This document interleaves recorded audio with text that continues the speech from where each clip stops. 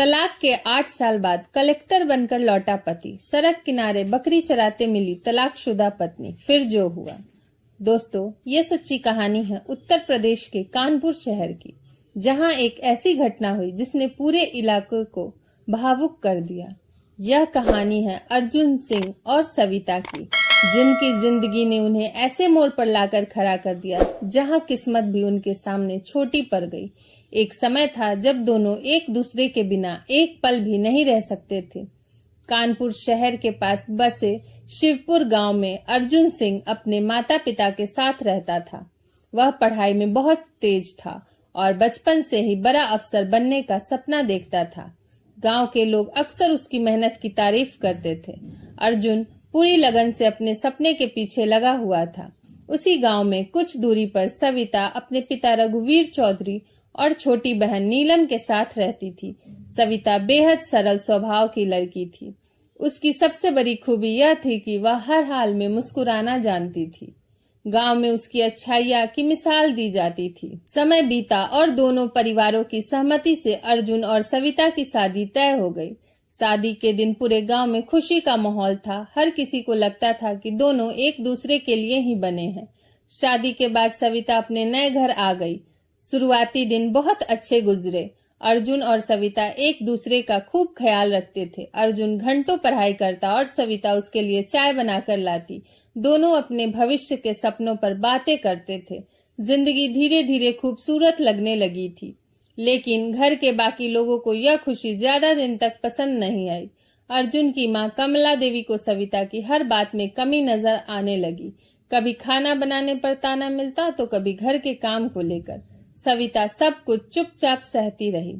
सविता ने कई बार कोशिश की कि वह अपनी सास का दिल जीत सके। वह सुबह सबसे पहले उठती और पूरे घर का काम करती और सभी का सम्मान करती। फिर भी कमला देवी का व्यवहार नहीं बदला। हर दिन कोई नया विवाद खड़ा हो जाता था। अर्जुन यह सब देखता था, लेकिन वह अपनी पढ़ाई और प्रतियोगी परीक्षाओं के दबाव में उलझा हुआ था।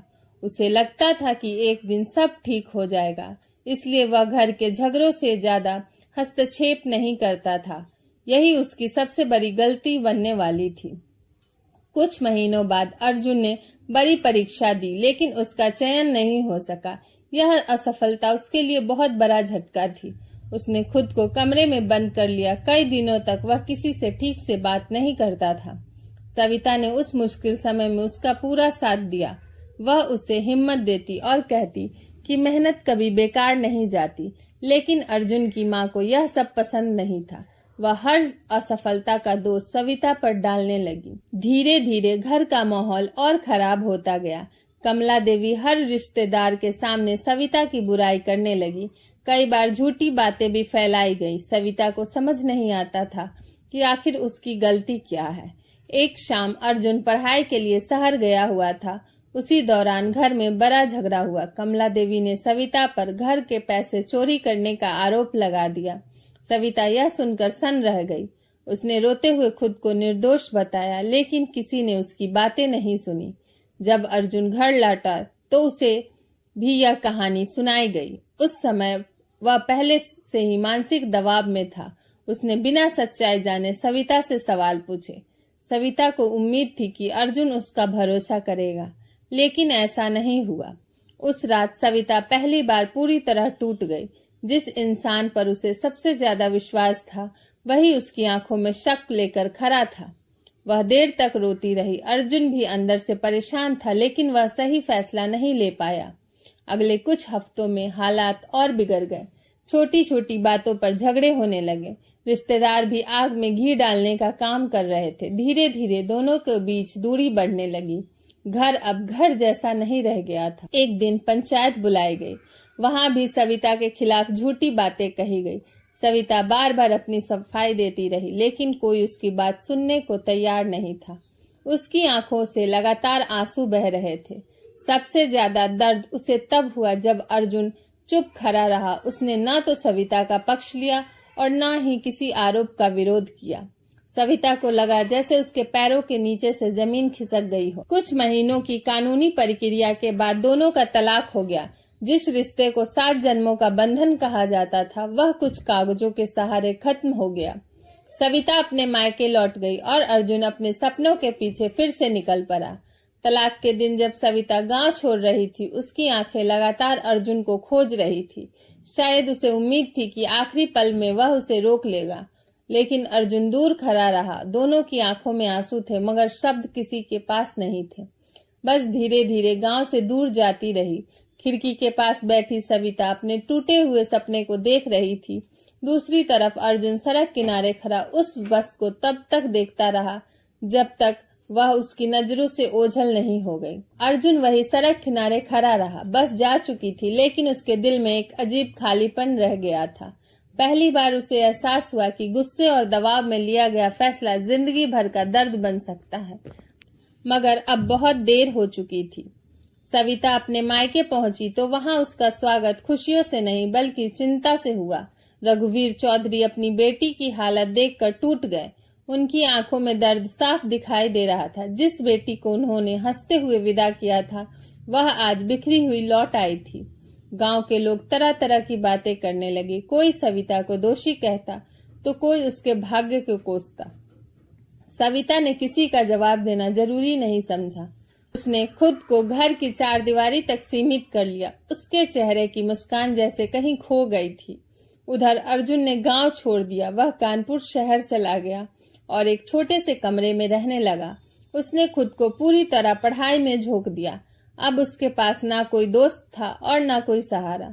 उसके जीवन का सिर्फ एक ही लक्ष्य था, अफसर बनना। दिन में कोचिंग और रात में पढ़ाई, यही उसकी दिनचर्या बन गई। कई बार उसे सविता की याद आती, लेकिन वह उन यादों को दबाने की कोशिश करता। उसे लगता था कि अब पीछे मुड़कर देखने का कोई फायदा नहीं है, इसलिए वह खुद को और ज्यादा काम में डुबो देता। एक साल बाद जब अर्जुन ने फिर परीक्षा दी, इस बार भी उसका चयन नहीं हुआ। रिजल्ट देखकर उसके हाथ कांपने लगे। उसने महीनों की मेहनत लगा दी थी, लेकिन किस्मत फिर उसके साथ नहीं थी। वह देर तक कमरे में बैठा छत को देखता रहा। उस रात अर्जुन को नींद नहीं आई। उसके दिमाग में बार बार सविता की रोती हुई आंखें घूम रही थी। पहली बार उसे लगा कि शायद उसकी असफलताओं का कारण कोई और नहीं बल्कि उसका अपना अपराध बोध है, लेकिन वह इस सच से भागता रहा। उधर सविता की जिंदगी भी आसान नहीं थी। तलाक के कुछ समय बाद उसके पिता बीमार पड़ गए। इलाज के लिए पैसे नहीं थे। घर की जिम्मेदारी अचानक उसके कंधों पर आ गई। उसने गांव के घरों में काम करना शुरू कर दिया। सुबह से शाम तक मेहनत करने के बाद भी मुश्किल से 2 वक्त की रोटी जुट पाती थी। फिर भी सविता ने कभी शिकायत नहीं की। उसे अपने पिता और बहन की चिंता थी। वह हर हाल में परिवार को संभालना चाहती थी। नीलम भी अपनी बड़ी बहन का दर्द समझती थी। कई बार वह सविता को रोते हुए देखती, लेकिन कुछ कह नहीं पाती। दोनों बहनें रात में एक दूसरे का हाथ पकड़कर चुपचाप बैठी रहती। उनके पास शब्द कम और दर्द ज्यादा थे। समय आगे बढ़ता रहा। एक दिन रघुवीर चौधरी की तबीयत अचानक ज्यादा बिगड़ गई। गांव के अस्पताल में पर्याप्त सुविधा नहीं थी। सविता उन्हें लेकर शहर भागी, लेकिन किस्मत को कुछ और मंजूर था। उसी रात उनके पिता ने अंतिम सांस ले ली।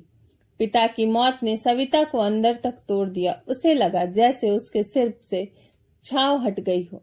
अंतिम संस्कार के बाद जब लोग लौट गए, तब वह आंगन में अकेली बैठी रही। उसकी आंखों में आंसू नहीं थे, क्योंकि शायद रोने की ताकत भी खत्म हो चुकी थी। अब पूरे घर की जिम्मेदारी उसी पर थी। नीलम की पढ़ाई भी जारी रखनी थी। सविता ने खुद को संभाला और फिर से काम में लग गई। उसने तय कर लिया कि चाहे कितनी भी मुश्किल हो, वह हार नहीं मानेगी। इसी दौरान गांव के एक बुजुर्ग ने उसे कुछ बकरियां पालने की सलाह दी। सविता ने उधार लेकर 2 बकरियां खरीदी। धीरे धीरे उसने उनका पालन शुरू किया। यही उसके परिवार की नई उम्मीद बन गई। कुछ वर्षों में बकरियां की संख्या बढ़ने लगी। आमदनी बहुत ज्यादा नहीं थी, लेकिन घर का खर्च चल जाता था। सविता रोज सुबह बकरियों को लेकर गांव के बाहर चरगाह में चली जाती। वहां घंटों अकेले बैठकर वह अपनी जिंदगी के बारे में सोचती रहती। दूसरी तरफ अर्जुन लगातार संघर्ष कर रहा था। उसे 3 बार परीक्षा दी। हर बार पहले से बेहतर प्रदर्शन करता, लेकिन मंजिल अभी भी दूर थी। लोग उसे असफल कहने लगे थे, मगर उसने हार मानने से इनकार कर दिया। 8वें साल की शुरुआत में अर्जुन ने आखिरी बार परीक्षा दी। इस बार उसके अंदर अजीब सा आत्मविश्वास था। रिजल्ट वाले दिन जब सूची जारी हुई तो उसका नाम सबसे ऊपर था। वर्षों का संघर्ष आखिर रंग ला चुका था। अर्जुन भारतीय प्रशासनिक सेवा में चयनित हो गया। खबर सुनते ही पूरा गांव खुशी से झूम उठा। जिन लोगों ने कभी उसका मजाक उड़ाया था वही लोग अब उसकी तारीफ कर रहे थे। अर्जुन के माता पिता की आंखों में गर्व के आंसू थे। प्रशिक्षण पूरा होने के बाद सरकार ने अर्जुन की पहली नियुक्ति उत्तर प्रदेश के उसी जिले में कर दी जहां उसका गांव था। आदेश पत्र हाथ में लेकर वह देर तक चुप बैठा रहा। 8 साल पहले जिस जगह से वह टूटा हुआ निकला था, अब वही कलेक्टर बनकर लौटने वाला था। कुछ दिनों बाद सरकारी गाड़ी गांव की सड़कों पर दौड़ रही थी। लोग अपने नए कलेक्टर के स्वागत की तैयारी कर रहे थे। अर्जुन खिड़की से बाहर देख रहा था। हर रास्ता उसे पुरानी यादों की तरफ ले जा रहा था। अचानक उसकी नजर दूर सड़क किनारे खड़ी एक महिला पर पड़ी। वह कुछ बकरियों को संभाल रही थी। धूप में झुलसा चेहरा, साधारण कपड़े और थकी हुई आंखें। अर्जुन की नजर उस पर टिक गई। सरकारी गाड़ी धीरे धीरे आगे बढ़ रही थी, लेकिन अर्जुन का दिल तेजी से धड़कने लगा। उसे लगा जैसे वह चेहरा कहीं देखा हुआ है। अगले ही पल उसने ड्राइवर से गाड़ी रोकने को कहा और हैरानी से उस महिला की तरफ देखने लगा। कुछ पल तक अर्जुन की सांसें जैसे थम गई। सड़क किनारे बकरियों के बीच खड़ी वह महिला कोई और नहीं बल्कि सविता थी। 8 साल पहले जिस चेहरे को उसने आखिरी बार आंसुओं में डूबा देखा था, आज वही चेहरा समय की मार झेलता हुआ उसके सामने खड़ा था। अर्जुन गाड़ी से उतर गया। उसने कदम धीरे धीरे सविता की तरफ बढ़ने लगे। उधर सविता बकरियों को संभाल रही थी। उसे बिल्कुल अंदाजा नहीं था कि उसके पीछे कौन खड़ा है। वह अपने काम में लगी हुई थी। जब अर्जुन उसके सामने पहुंचा तो सविता ने सिर उठाकर देखा। दोनों की नजरें मिली। एक पल के लिए समय जैसे रुक गया। 8 साल का फासला उन आंखों में साफ दिखाई दे रहा था। दोनों के पास बहुत कुछ था कहने के लिए, लेकिन शब्द कहीं खो गए थे। सविता ने तुरंत अपनी नजरें झुका ली। उसने चेहरे पर ना खुशी दिखाई और ना ही गुस्सा, बस एक गहरी खामोशी थी। अर्जुन ने धीरे से उसका नाम लिया। आवाज सुनते ही सविता के दिल में पुरानी यादों का तूफान उठ गया। कैसी हो सविता? अर्जुन ने धीमे स्वर में पूछा। सविता हल्की मुस्कान लाई, लेकिन वह मुस्कान दर्द से भरी थी। उसने सिर्फ इतना कहा, ठीक हूँ साहब। यह सुनकर अर्जुन का दिल कांप उठा। जिस लड़की ने कभी उसे अपना सब कुछ माना था, वह आज उसे साहब कह रही थी। कुछ सेकंड तक दोनों के बीच सन्नाटा रहा। फिर सविता ने बकरियों की रस्सी पकड़ी और आगे बढ़ने लगी। अर्जुन ने उसे रोकने की कोशिश नहीं की। वह सिर्फ उसे जाते हुए देखता रहा। उसके मन में पछतावे का बोझ और भारी हो गया। उस दिन अर्जुन देर तक बेचैन रहा। कलेक्टर कार्यालय पहुंचने के बाद भी उसका ध्यान काम में नहीं लग रहा था। उसकी आंखों के सामने बार बार वही दृश्य आ रहा था। सविता का झुका हुआ चेहरा और उसकी टूटी हुई मुस्कान उसे अंदर से हिला रही थी। रात को अर्जुन अपने सरकारी बंगले में अकेले बैठा था। उसके सामने फाइलें खुली थी, लेकिन वह उन्हें पढ़ नहीं पा रहा था। उसे पहली बार एहसास हुआ कि उसने अपनी जिंदगी की सबसे कीमती चीज खो दी थी। सफलता मिलने के बाद भी उसके अंदर एक खालीपन। अगले दिन अर्जुन ने गांव के कुछ लोगों से सविता के बारे में जानकारी ली। जो बातें उसने सुनी उन्हें सुनकर उसकी आंखें भर आई। उसे पता चला कि सविता ने अपने पिता को खो दिया था और कई वर्षों तक संघर्ष करके घर चलाया था। उसे यह भी पता चला कि नीलम की पढ़ाई का खर्च सविता ने ही उठाया है। उसने कभी किसी के सामने हाथ नहीं फैलाई। गरीबी में भी उसने अपना आत्मसम्मान नहीं छोड़ा। गांव वाले उसकी मेहनत की मिसाल देते थे। यह सब सुनकर अर्जुन खुद को माफ नहीं कर पा रहा था। उसे याद आने लगा कि तलाक के समय सविता कितनी बार अपनी बेगुनाही साबित करने की कोशिश कर रही थी, लेकिन उसने कभी उसकी बात ठीक से सुनी ही नहीं थी। उसी शाम अर्जुन ने चुपचाप सविता के घर जाने का फैसला किया। सरकारी गाड़ी गांव के बाहर रुक गई। वह पैदल उसके घर की तरफ बढ़ा। छोटा सा मिट्टी का घर देखकर उसकी आंखें नम हो गई। आंगन में नीलम कपड़े सुखा रही थी। उसने अर्जुन को देखा कि कुछ पल के लिए चौंक गई। फिर उसने सम्मान से नमस्ते की। अर्जुन ने भी सिर झुकाकर जवाब दिया। उसके लिए वहां खड़ा होना आसान नहीं था। तभी अंदर से सविता बाहर आई। अर्जुन को देखकर उसके कदम रुक गए। उसने चेहरे पर फिर वही खामोशी छा गई। उसके चेहरे पर फिर वही खामोशी छा गई। अर्जुन ने धीरे से कहा, वह सिर्फ कुछ बात करना चाहता है। सविता ने बिना कुछ कहे उसे बैठने का इशारा कर दिया। अर्जुन ने पहली बार खुलकर माफी मांगी। उसने स्वीकार किया कि उसने बहुत बड़ी गलती की थी। उसने कहा कि उस समय वह कमजोर पड़ गया था और सच को पहचान नहीं पाया। बोलते बोलते उसकी आवाज भर्रा गई, लेकिन सविता शांत बैठी रही। उसने कोई आरोप नहीं लगाया, कोई शिकायत नहीं की। उसने सिर्फ इतना कहा कि कुछ घाव समय के साथ भर जाते हैं, लेकिन उनके निशान हमेशा रह जाते हैं। यह सुनकर अर्जुन की आंखों से आंसू निकल पड़े। उसने कभी सोचा नहीं था कि सविता इतनी तकलीफ झेलने के बाद भी इतनी शांत होगी। उसकी खामोशी किसी भी शिकायत से ज्यादा दर्दनाक थी। उस मुलाकात के बाद अर्जुन रोज सविता के बारे में सोचने लगा। उसने अपने पद का इस्तेमाल किए बिना उसकी मदद करने की कोशिश की।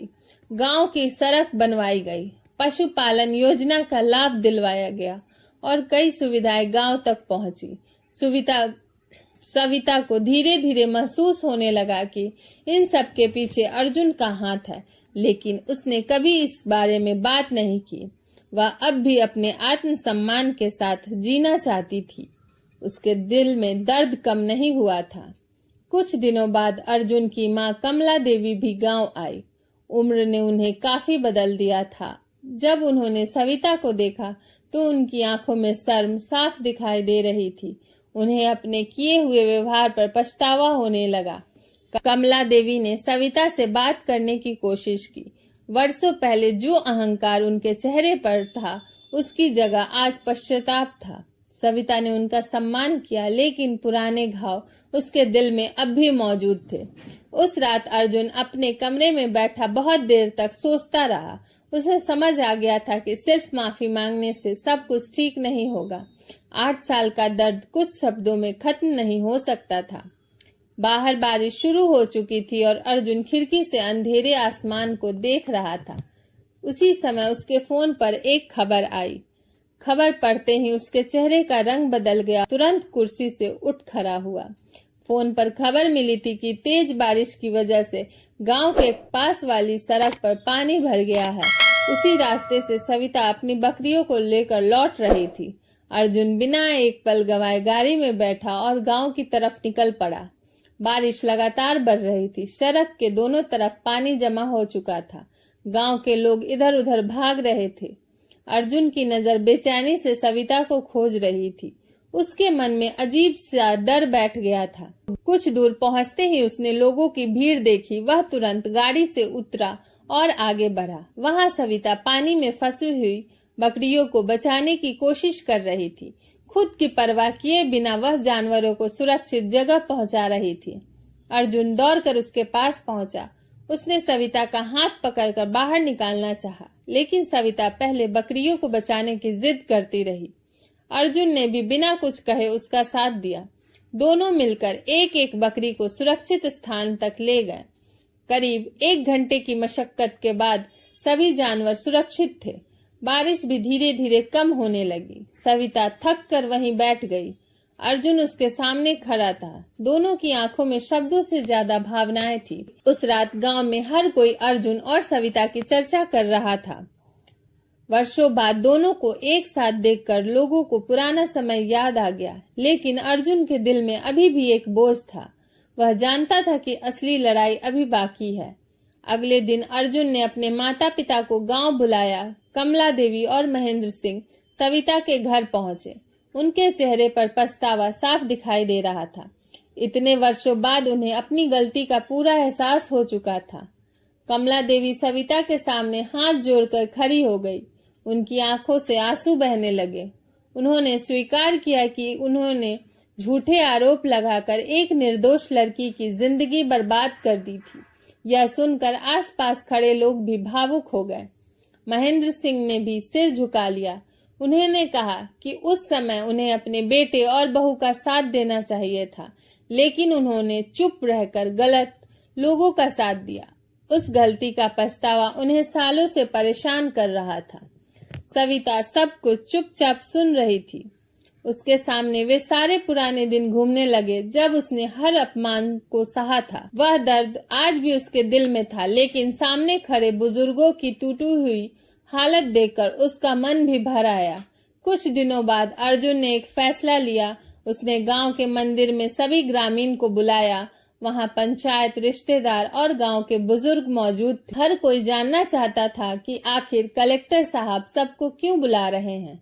अर्जुन सबके सामने खड़ा हुआ। उसकी आंखों में न अफसरी का घमंड था और न पद का अहंकार। उसने कहा कि आज वह कलेक्टर नहीं बल्कि एक अपराधी पति बनकर यहाँ खड़ा है। उसने अपनी पत्नी के साथ अन्याय किया था। पूरा माहौल शांत हो गया। अर्जुन ने सबके सामने स्वीकार किया कि तलाक के समय सविता निर्दोष थी। उसने बताया कि उसने बिना सच जाने अपनी पत्नी का भरोसा तोड़ दिया। उसकी आवाज कांप रही थी। फिर उसने सविता की तरफ देखा। वर्षों का दर्द उसकी आंखों में उतर आया।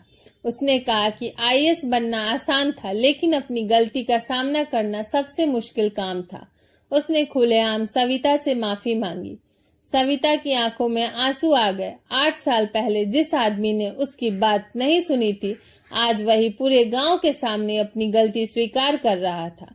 उसके दिल में दबा हुआ दर्द जैसे धीरे धीरे पिघलने लगा। अर्जुन ने आगे बढ़कर कहा कि उसने इन 8 वर्षों में दूसरी शादी नहीं की। वह हर सफलता के बाद भी अकेला रहा क्योंकि उसके दिल में सिर्फ सविता थी। उसने कहा कि अगर सविता चाहे तो वह सारी जिंदगी उसके फैसले का सम्मान करेगा। मंदिर परिसर में गहरा सन्नाटा छा गया। सभी की नजरें सविता पर टिक गई। कुछ देर तक खामोश खड़ी रही।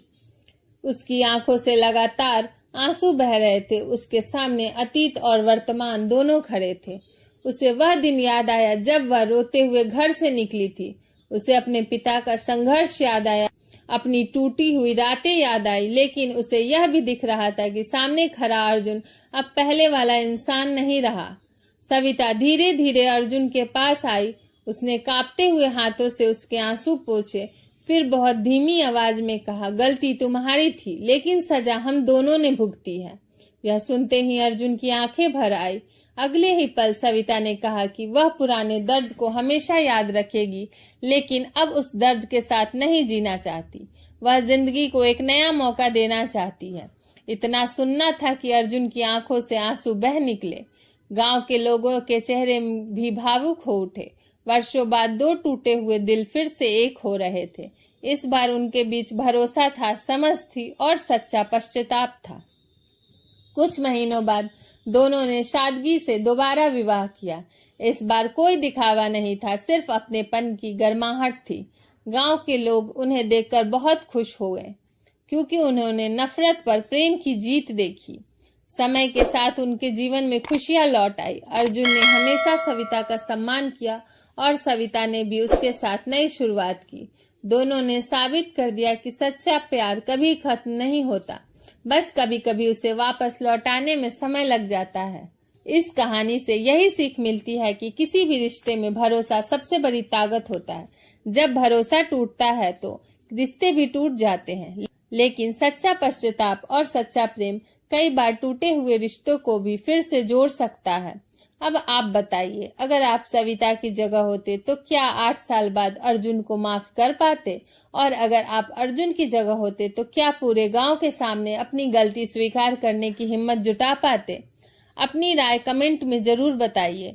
और अगर कहानी ने आपके दिल को छुआ हो तो हमारे चैनल स्टोरी बाय विवेक को लाइक एवं सब्सक्राइब करें।